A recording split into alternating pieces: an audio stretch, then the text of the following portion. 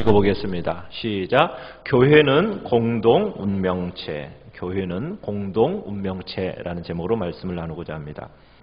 오늘 본문은 이제 이스라엘 백성들이 약속의 땅을 진입을 눈앞에 두고 있습니다. 이제 모세는 여호수아에게 리더십도 이양을 했고요. 또 이스라엘을 유혹을 시켰던 그 죄직했던 미디안들도 정복 전쟁을 통해서 완벽하게 마무리를 지었습니다. 이제는 아무 걸리는 게 없습니다. 이제 정군 앞으로 하면서 약속의 땅으로 들어가는 것만 남았습니다. 그런데 그렇게 생각했는데 그런데 오늘 또 하나의 전혀 예상치 못했던 사고가 내부에서 터지게 됩니다.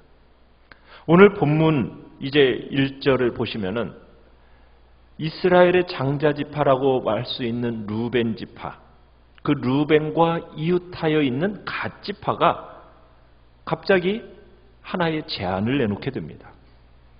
오늘 1절에서는 그렇게 얘기하고 있죠. 루벤 지파와 갓 자손은 뭐가 많다고 얘기하고 있습니까?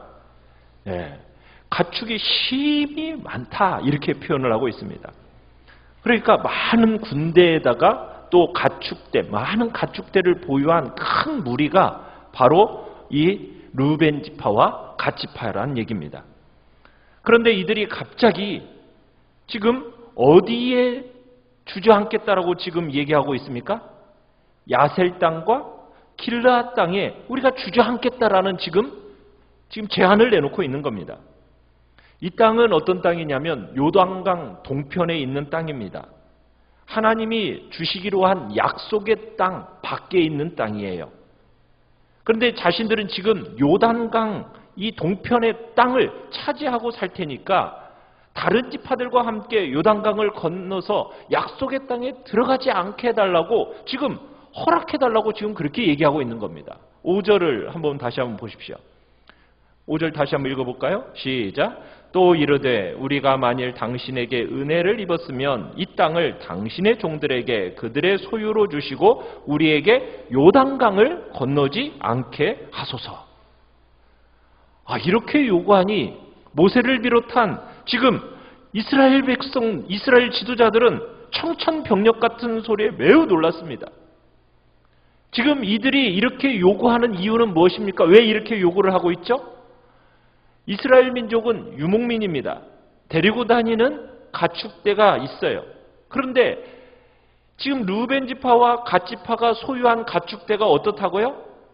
상상할 수 없을 정도로 지금 많이 불어났습니다.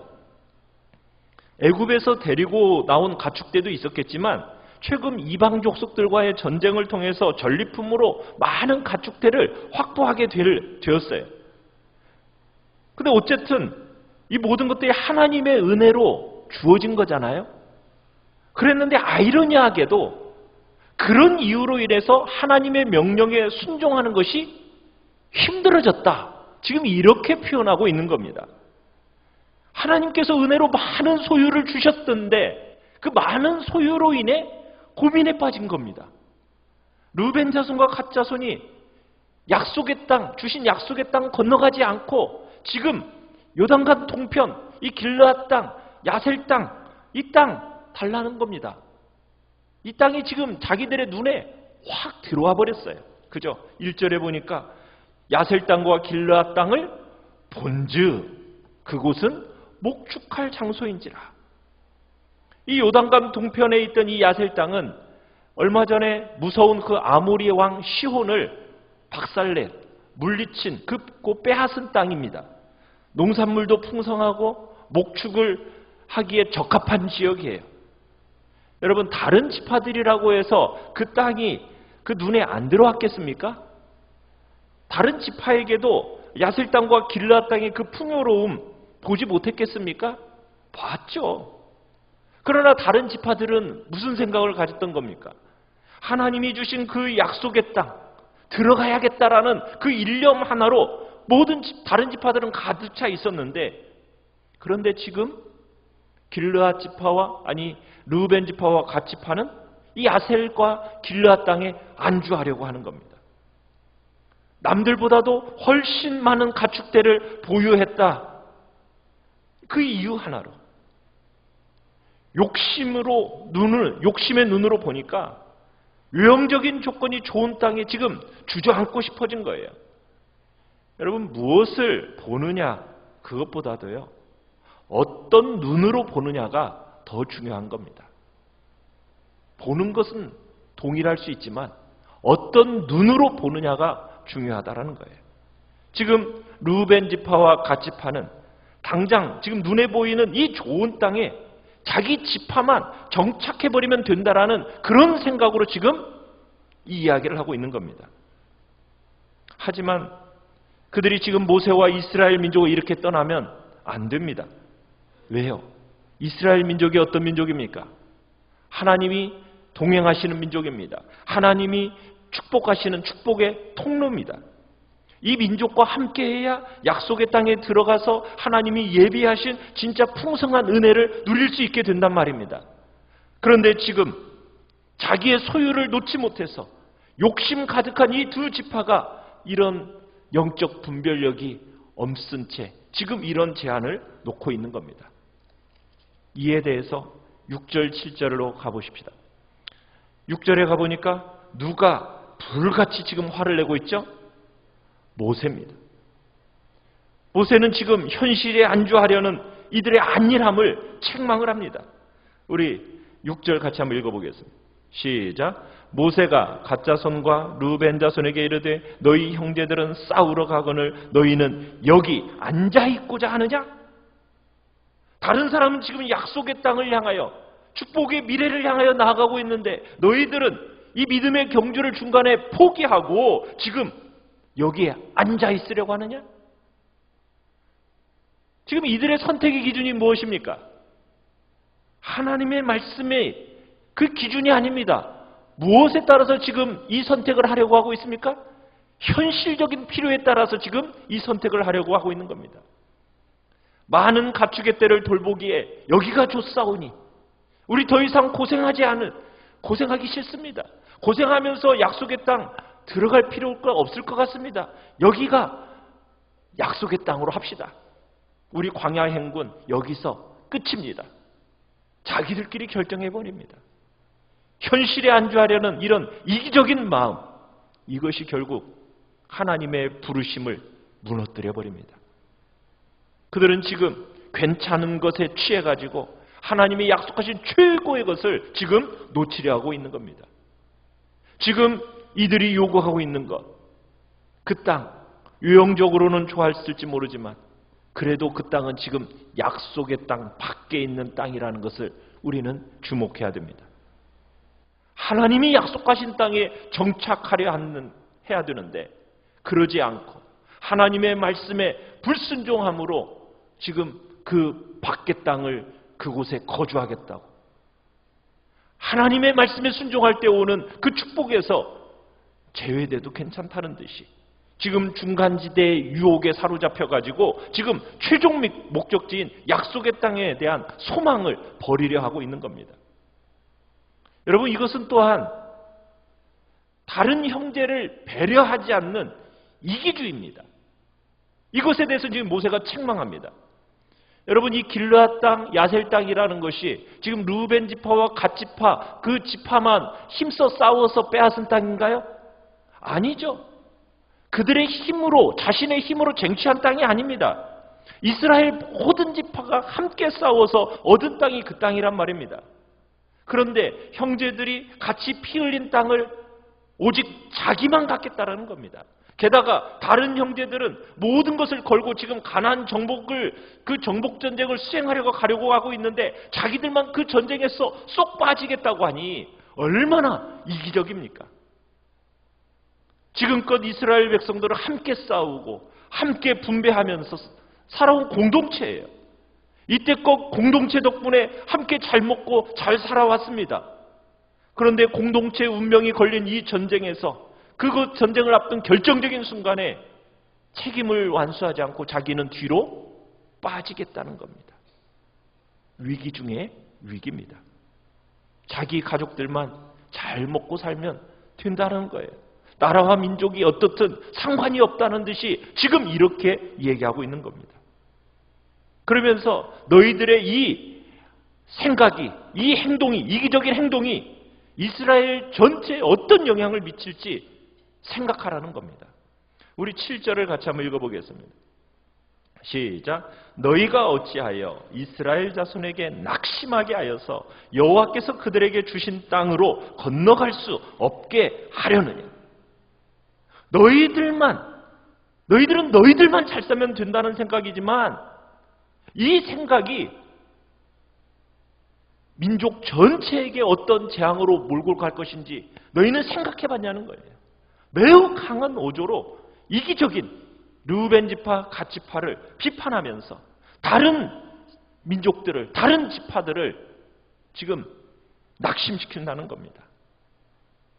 낙심이라는 말이 뭡니까? 싸울 용기를 잃게 만든다는 거예요. 약속의 땅으로 들어갈 용기를 잃어버리게 만든다는 뜻입니다. 이 일이 40년 전에 이미 있었다라는 것을, 똑같은 비극적인 상황이 있었다라는 것을 상기시킵니다. 8절을 가보시면은 언제 때의 이야기를 지금 얘기해 주고 있습니까? 40년 전 가데스 바네아에서 있었던 그 비극적인 똑같은 상황을 상기시킵니다. 40년 전에 어떤 일이 있었죠? 약속의 땅을 정탐하고 돌아오라고 12명의 정탐꾼을 보냈습니다. 자, 보냈더니 11절에 가보시면 이제 보내고 나서 12절에 누구와 누구는, 갈렙과 여호수아는 온전히 하나님의 말씀을 따라서 그것을 얘기했는데, 그런데 다른 사람들은 어땠습니까? 그 약속의 땅을 악평했습니다. 약속의 땅에 들어갈 용기를 잃어버리게 만들었어요. 그래가지고 결국에는 어떻게 되어버렸습니까? 우리 13절 한번 읽어볼까요? 13절 시작. 여호와께서 이스라엘에게 진노하사 그들에게 40년 동안 광야에 방황하게 하셨으므로 여호와의 목전에 악을 행한 그 세대가 마침내는 다 끊어졌느니라. 약속의 땅 진입을 앞두고 나서 그렇게 부정적으로 해서 백성들을 낙심시킨 그 사건이 어떤 결과를 초래했었는가? 40년 동안 늦춰지게 만들었다. 방황하다 결국에는 다 광야에서 죽었다. 지금 그런데 보라, 14절, 15절 읽어봅니다. 시작. 보라, 너희는 너희의 조상의 대를 이어 일어난 죄인의 무리로서 이스라엘을 향하신 여호와의 노를 더욱 심하게 하는도다. 너희가 만일 돌이켜 여호와를 떠나면 여호와께서 다시 이 백성을 광야에서 버리시리니 그리하면 너희가 이 모든 백성을 멸망시키리라. 전에는 10명의 그 정탐꾼들이 그러더니 이번에는 이 두 지파, 욕심에 눈먼 이 두 지파로 인해서 다른 모든 백성을 낙담시켜서 결국에는 다 멸망시키려 하느냐? 어찌해서 나 하나만 잘 된다는 그 생각, 나 하나 빠져도 되겠지, 나 하나 빠져도 뭐가 달라질 게 있겠나, 그런 생각, 이 생각이 얼마나 믿음의 공동체에 있어서 치명적인 것인가를 지금 모세가 이야기하면서 책망을 하는 겁니다. 사랑하는 성도 여러분, 공동체는 머릿수만 많다고 해서 그게 공동체가 아닙니다. 공동체라는 것은 서로의 책임을 완수함일 때 든든히 세워지는 겁니다. 그냥 각자의 다들 그냥 제 길 찾아 살아가겠다고 흩어지면은 여러분 그것은 공동체 전체가 무너지는 행위입니다. 나 홀로 살겠다고 여러분 스스로 내 길을 가버리면 그것은 공동체 전체를 무너뜨리는 일입니다. 여러분 공동체가 무너지면은 개인도 어떻게 됩니까? 무너지는 거예요. 나와 공동체는 별개의 것이 아닙니다. 나아가야 될 때 함께 나아가야 됩니다. 그렇지 않으면은 공동체 전체가 무너지게 되었습니다. 버텨야 할 때 함께 버텨줘야 돼요. 그러지 않으면 공동체 전체가 무너지는 겁니다. 작은 구멍 하나가 큰 배를 무너뜨리는 거 아닙니까? 우리가 한 마음으로 모두 함께 힘을 모아야 그래야 그 전쟁에서 승리로 나아갈 수 있는데 작은 구멍 하나가 모든 공동체를 무너뜨리는 그런 일이 생긴다는 거예요. 그래서 한 마음으로 다 함께 가야 함께 사는 거거든요. 모세는 지금 불같은 질책을 통해서 이때 그 두 지파들이 크게 당황을 하게 됩니다. 그리고서는 이들이 다시 돌아가서 비상대책회의를 소집했던 것 같아요. 그리고서는 그들의 제안을 수정해가지고 타협안을 가지고 모세 앞으로 돌아오게 됩니다. 그 내용이 이제 16절에서 19절까지의 내용입니다. 그 타협안은 첫째는 16절 보시면은 16절 17절에 이렇게 얘기합니다. 자신들의 여자와 어린 아이들이 요단 동편에 머무를 수 있도록 성읍을 요새화하는 작업을 먼저 하겠습니다. 이 일을 제안합니다. 그 다음에 두 번째는 이 17절에 끝에 보면은 장정들은 무장하고 이스라엘 자손들과 함께 요단강을 건너 정복 전쟁에 동참하겠습니다. 그것도 앞서 최선봉에 서서 싸우겠습니다. 그리고는 정복 전쟁이 끝날 때까지 저희는 집으로 돌아가지 않고 이스라엘 본대와 운명을 함께하며 싸우겠습니다. 그리고는 마지막 19절에서는 자신들이 이미 이 요단 동편의 땅을 차지했으니 요단 서편 그 가나안 땅은 저희가 기업으로 받지 않겠습니다. 이렇게 타협안을 제시합니다. 상당히 파격적인 제안입니다. 여러분, 루벤 지파와 갓 지파는 원래 정상적인 행군 대응이라면 두 번째로 행군하는 속에 들어 있습니다. 그런데 지금 이제 이들이 전쟁할 때는 어디에 서겠다고요? 맨 앞 선봉에 서겠다라는 겁니다. 가장 치열하게 싸워서 그 위험한 일을 감당하겠다. 지금 그렇게 제안하는 것입니다. 그러면서 또 무엇은 욕심내지 않겠다고요? 요단 서편의 가나안 땅은 그 기업은 욕심내지 않겠다고요. 그러면서 이 두 지파가 그 모세의 경고 또 그 염려 그것이 무엇인지 핵심을 정확하게 이해하고 그에 대한 분명한 대답을 내놓은 겁니다. 처음에는 자기들의 입장만 생각했습니다. 그런데 이 두 번째 수정안에서 다른 지파들의 감정과 입장을 배려하면서 이 제안을 내놓은 거예요. 모세는 이들이 반드시 약속을 지킨다라는 이 전제하에서 요청을 수락합니다. 자, 어떻게 얘기하는지 우리 20절 볼까요? 20절부터 23절까지 보면요. 반복해서 나오는 단어가 있습니다. 5번이나 걸쳐서 사용되어지는 단어가 있습니다. 그 뭐냐면 여호와 앞에서라는 단어입니다. 여호와 앞에서. 모세가 이들에게 확실히 약속을 지킬 것을 다짐시키면서 뭐라고 얘기냐면 여호와의 이름을 5번 사용하는데 여호와 앞에서. 20절에 보면은 그죠. 무장하고 여호와 앞에서 가서 싸우라. 그 다음에 또 뭐라고 얘기합니까? 여호와 앞에서 뭐 하라고요? 무장하고 요단강을 건너라. 22절에서는 그 땅이 여호와 앞에 복종하게 하시기까지 싸워라.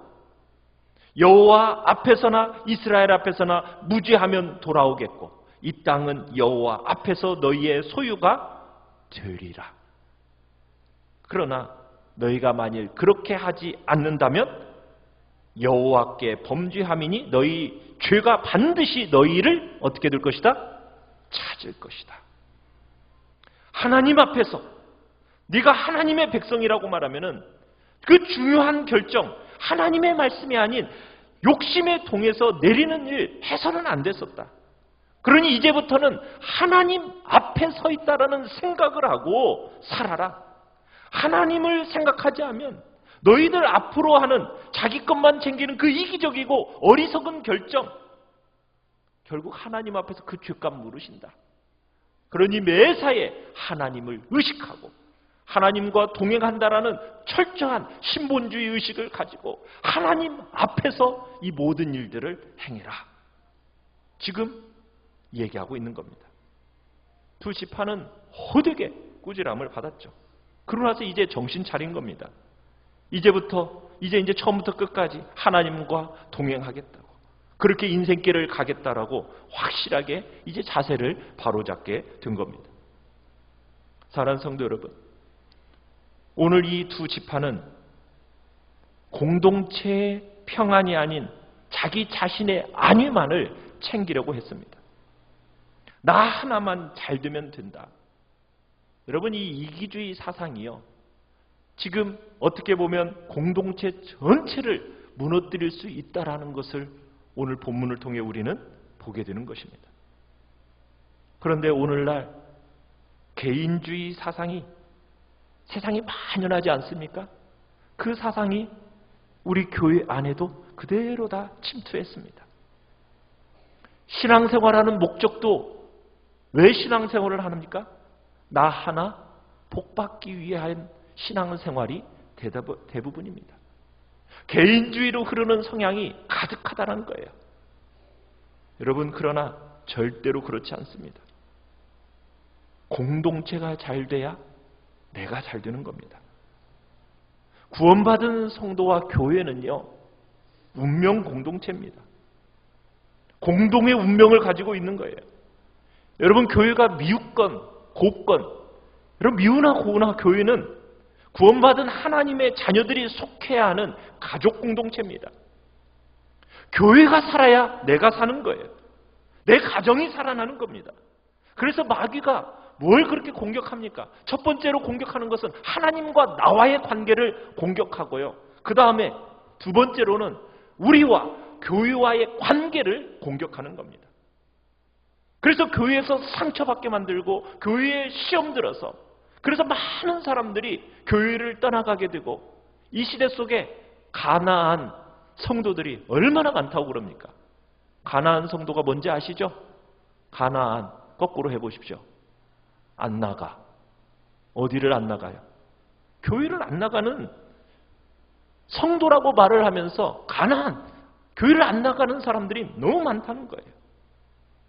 그 뒤에 무엇이 지금 있다라는 겁니까?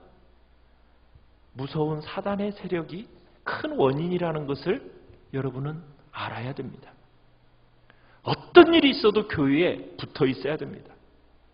여러분, 이 세상에 완전한 교회가 있겠습니까? 없습니다. 여러분들이 기도하고 고민해서 선택한 성경적인 교회, 선택한 교회, 여러분 그 교회에서 충성을 다하십시오. 혹시나 교회에 문제가 있습니까? 그러면 함께 기도하고 좋은 교회로 만들어 가야 됩니다. 우리가 속한 교회가 살아나야 합니다. 교회가 영적으로 죽으면은 나도 불행하고 가정도 불행해집니다. 성령 충만한 교회, 은혜가 충만한 교회, 풍성한 교회, 그 안에 우리가 붙어 있어야 돼요. 그래야 우리의 인생의 크고 작은 위기, 그것도 우리가 극복할 수 있게 되고 영적인 힘을 공급받게 되는 겁니다. 그 교회 안에 우리가 붙어 있어야 돼요. 여러분, 교회 안에 은혜가 충만하지 않으면 어떤 역사가 일어난 줄 아십니까? 개인적인 시련이 조금만 와도 금방 무너져 버립니다. 방황해요. 그러면은 우리의 인생이 얼마나 힘들어지는지 아십니까? 가정과 직장 생활이 고통스럽습니다. 그러기에 교회가 살아야 하는 이유입니다. 은혜가 충만한 교회가 되게 해달라고, 영적으로 살아있는 교회가 되게 해달라고, 그래야만이 우리에게 힘이 주어지기 때문입니다. 여러분, 내 개인의 꿈을 위해서 그것만 위해서 기도하고 노력하지 마십시오. 교회를 위해, 교회의 평안을 위해 기도하십시오. 그리고 노력해야 됩니다. 어떤 일이 있어도 교회가 마귀의 공격과 온갖 시험으로부터 안전할 수 있도록 교회를 위해 기도하십시오. 교회가 든든히 서가도록 여러분의 시간과 여러분의 물질과 여러분의 재능을 섬기며 헌신하십시오. 나 하나만 잘 되면 된다라는 그런 영적인 이기주의를 이 시간 버리십시다. 우리는 주님 안에서 하나 된 형제입니다. 하나님께서 우리 교회에게 주신 비전이 있고 우리 교회를 향한 꿈이 있습니다. 그거 우리의 꿈과 함께 연결시켜서 나아가야 됩니다. 그러면서 하나님이 이루어 주시는 거예요. 그러기에 항상 형제들을 섬기고 희생하는 습관을 우리들이 길러야 합니다. 우리가 우리 모두가 그것만이 함께 사는 길입니다. 우리가 이 시간 교회는 우리가 함께하는 공동 운명체라는 것을 마음속에 기억하면서 혹여나 내 마음에 헛된 마음이 있다면 그 헛된 마음 주님 안에서 버리고 오직 주님만을 위하여 나의 생명을 드리겠다고 결단하며 이 시간 나아가도록 하겠습니다.